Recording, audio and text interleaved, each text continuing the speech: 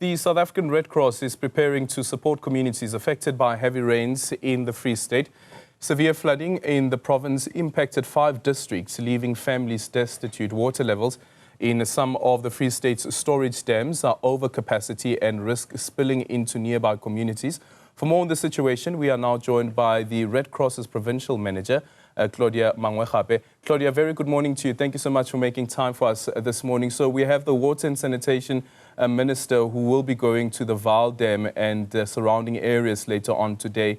According to your assessment, what will the minister find when she arrives there? I think number one, because we've been having consistent rains starting from last week Friday. So I think one of the things that they will find is rivers that have been, or the dams that have been overflown. And as a result, this can also be affecting communities in particularly Parys and Sosolbek. But also, like you have indicated, that we also have been experiencing rain in other districts within the Free State province. So, for example, areas like Mangaung, we have areas like Harib in Lukhof, Zastron, partially so, and then we also have Velcom that is also affected, and that also has also affected areas in other provinces like Northern Cape, where our volunteers are also effectively, steadily sitting there and waiting for assessment to be conducted and be able to assist if evacuation is to happen. Yeah, and what's the situation now currently in terms of the weather forecast? The situation, we have been receiving early warning systems from Department of Weather Services. We've been receiving level 4 thus far. So what we have been doing is just to provide awareness and sharing the information with our communities, because we also have social pages where we share information on our platforms as the Red Cross. But we also working closely with Department of COCTA, including the Provincial Disaster Management Centers. So we work closely also with the municipalities to make sure that, the safety of our communities is put first. And then for areas that has to be, like evacuation has to be, it has to be done. We are working with municipalities, and then we'll be able to provide humanitarian relief for people that will be evacuated to our nearest halls within our communities. Are there people that have been evacuated so far since those warning systems came into effect, and since the indication from the department that low-lying areas as well as floodlines could experience flooding? We tried evacuation in Mangaung with Mangaung municipality, but some of the community refused to leave their residence, mainly because of, criminal elements. Because if they've indicated that if they leave their belongings, some of the criminals around, they will come and steal their stuff. But we keep on monitoring those areas for safety reasons also, just to check if our communities are safe. So areas in Mangaung in particular, we have an area called Bergman Square that is grassland too. So in the evening when it started to heavily rain, we immediately activated our volunteers and worked with the municipality just to do evacuation. But some of them had refused to be evacuated. Yeah.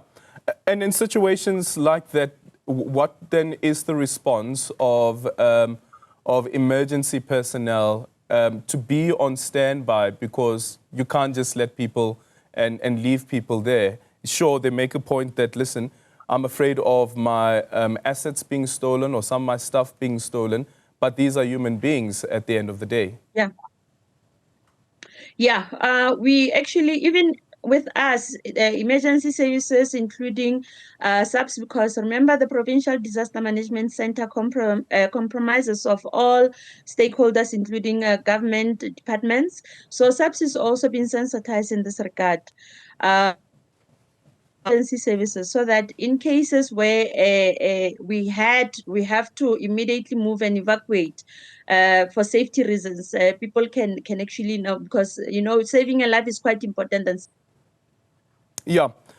Speak to us then quickly about you said that the Northwest as well is one of the provinces that has been affected, and you have sent some of your team members there. What's the situation looking like there? The situation in Northwest is quite bad, including also Northern Cape. So our volunteers have been, activated because we do have our provincial response team across the country. So they have been activated for them to conduct an assessment and work with government. Because remember, with us as Red Cross, we're an auxiliary to government. So we have, being on the alert, and we have also have prepositioned stock to assist in cases of evacuation by providing mattresses, blankets, hygiene packs, including meals for those that have been affected. Yeah. At this particular point, do you think that there could be a need, Claudia, at some point to get assistance from the SANDF? Most definitely, particularly in areas like Northern Cape and Northwest.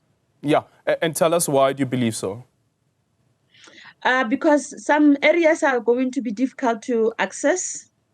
So it will be difficult for vehicles to go in and assist with evacuation. So we might need some intervention from SNDF in this regard. All right. Just finally, what's your message to residents this morning in some of the areas that are affected? We're currently playing visuals from the various areas that have been affected, some of the homes that have been submerged. And most vulnerable of those also, Claudia, are people living in shacks. Informal settlement, Yeah. That's true.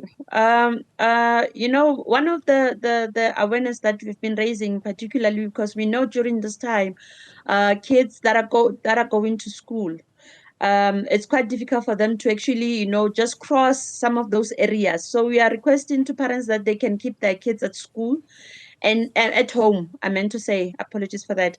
And then secondly is that, just look after the kids and look after yourselves as well as the communities, and don't try to cross immediately if the water are running through in river banks and whatnot. If the water is above your knee, just try to avoid crossing by.